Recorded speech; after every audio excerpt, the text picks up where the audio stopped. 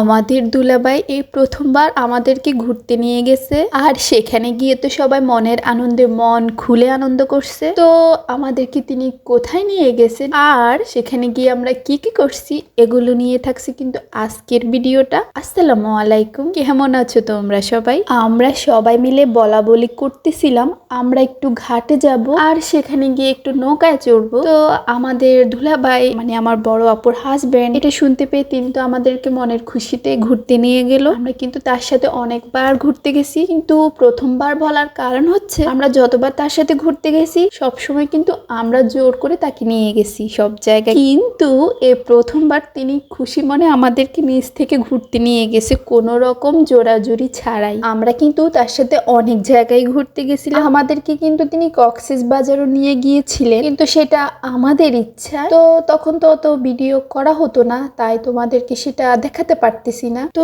সবাই মিলে খুশি মনে রেডি হয়ে আমরা সবাই গাড়ি করে এখন যাচ্ছি ঘাটে। আর এই ঘাটে কিন্তু এই প্রথমবার আমরা আসছি, অনেকবার এটার নাম শুনছি কিন্তু এই প্রথমবার আমাদের ভাইয়া আমাদেরকে ঘুরতে নিয়ে যাচ্ছে সোনুয়া ঘাটে। আমি জানি না আমি ঘাটের নামটা ঠিকভাবে বলতে পারছি কিনা, কেউ যদি এই ঘাটটা চিনে থাকো তাহলে কিন্তু আমাকে কমেন্ট করে বইলো ঘাটের নামটা ঠিক আছে কিনা। তো কথা বলতে বলতে আমরা কিন্তু চলে আসছি সোনুয়া ঘাটে। এখানে এসে আমাদের তো খুবই ভালোই লাগছে, বসার জন্য কিন্তু সুন্দর একটা জায়গা ছিল।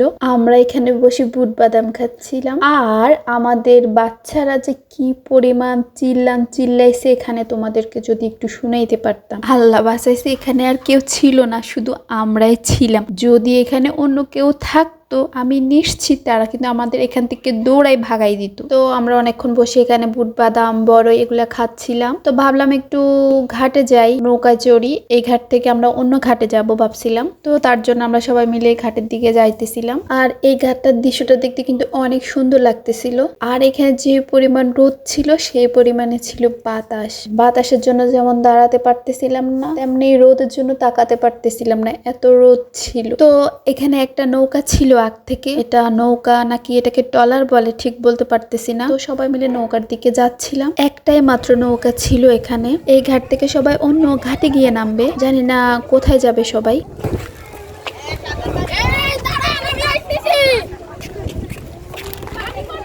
সবাই একে একে উঠতেছিল, আমি দাঁড়িয়েছিলাম। আমি ভাবলাম সবাই আগে উঠে যাক, আমি পরে উঠবো। এত তাড়াহুড়ো করে বাচ্চা নিয়ে উঠার কোনো দরকার নাই। ভাবি কিভাবে নামতেছে দেখো আমাদের আরিশ বাবুকে নিয়ে, আমিও কিন্তু এভাবেই নামছি। আর ওই যে লোকটা উনি কিন্তু আমাদেরকে এসে সাহায্য করতেছিলেন, আমরা কিন্তু তাকে চিনি না, এখানে ওনার সাথে আমাদের পরিচয় হয়েছে। তো আমরা ওনার সাথে অনেকক্ষণ কথা বলতেছিলাম। তো উনি আমাদের বলতেছে আমরা কোথায় যাব, যেখানে যাব সেখানে কি আমাদের পরিচিত কেউ আছে কিনা। তো আমরা বললাম না, আমরা এমনিতে আসছি নৌকায় করে ঘুরতে। তো উনি বললো উনি কুতুবদিয়া যাবেন, ওখানে ওনার বাড়ি। তো আমরা বললাম আমরা এমনি নৌকায় করে ঘাটে যাব, ঘাটে কিছুক্ষণ থেকে আবার এখানে ফেরত আসবো। তো ওনার সাথে এগুলো নিয়ে আমাদের কথা হচ্ছিল।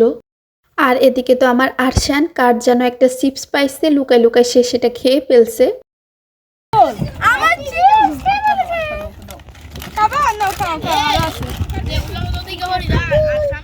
এদিকে তো মাঝি আসছে না দেখে আমি নিজে নৌকাটা চালিয়ে নিয়ে যাচ্ছিলাম। তোমরা আবার এটাকে সত্যি ভেবো না, একটু মজা করলাম। অন্যদিকে স্নিগ্ধা তার দামি ফোন দিয়ে সবার ছবি তুলে দিচ্ছিল। তো নৌকাতে যে লোকটার সাথে আমাদের পরিচয় হয়েছে, তো আমরা তাকে জিজ্ঞেস করছি এখান থেকে ওই ঘাটে যাইতে কত সময় লাগবে। তো উনি বললেন অনেকটাই সময় লাগবে, আর সন্ধ্যা হয়ে আসছে, শীতের দিন, সাথে আমাদের অনেকগুলো বাচ্চা কাচ্চা ছোট ছোট। তো তাদেরকে নিয়ে আমরা ওই পারে গিয়ে আবার এই পারে ফিরে আসতে অনেকটা সময় লাগবে। তো বাচ্চাদের অসুবিধা হতে পারে ভেবে আমরা কিন্তু আর শেষে যাই নাই, আমরা সবাই ফেরত আসছিলাম। আর এমনি তো নৌকাটা ছাড়তে আরো লেট হবে, আমরা অনেকক্ষণ বসেছিলাম, নৌকাটা কিন্তু ছাড়ছিল না, মাঝি জানি না কোথায় ছিল।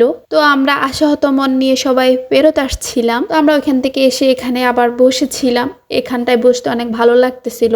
ভাই আমাদের সবাইকে এখানে ঝালমুড়ি চানাচুর মাখা খাওয়াচ্ছিল, আর আমাদের বাচ্চারা তো খুব দুষ্টুমি করতেছিল। আরশানের পানির পিপাসা লাগছিল, তো আমরা ওর জন্য পানি নিয়ে যেতে ভুলে গেছিলাম। তখন কিন্তু আরশান অনেকটাই ছোট ছিল, বোতলের কাকে করে তাকে পানি খাওয়াইছিলাম।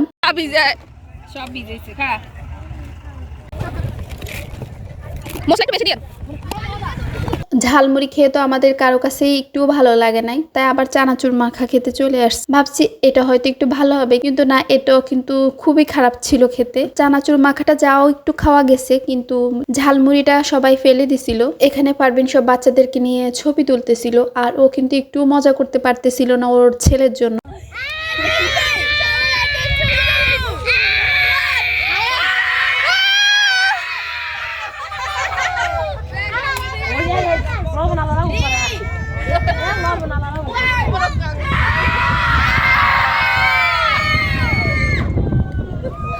ওদের চিল্লানি শুনে তো বুঝতেই পারতেছো আমি তোমাদেরকে অরিজিনাল সাউন্ডটা কেন শুনাই না। ওরা যা করে সেগুলো শোনানোর মতো না। ওরা এখানে দাঁড়ায় দাঁড়ায় সবাই মিলে 1 2 3 এভাবে গুনে একসাথে জোরে চিল্লাচ্ছিল, আর ওদের চিল্লানি শুনে ওই পার থেকে কিন্তু মাঝিগুলোও তাদের সাথে চিল্লাচ্ছিল, আর এটা দেখে তো আমরা সবাই খুব হাসতেছিলাম। তো আমাদের এখানে কিন্তু সময়টা খুব ভালোই কাটছে, শুধু একটা আফসোস নিয়ে আমাদের ফিরে যেতে হচ্ছে, আর সেটা হচ্ছে আমরা কিন্তু নৌকায় উঠতে পেরেও আর নৌকায় চড়তে পারি নাই।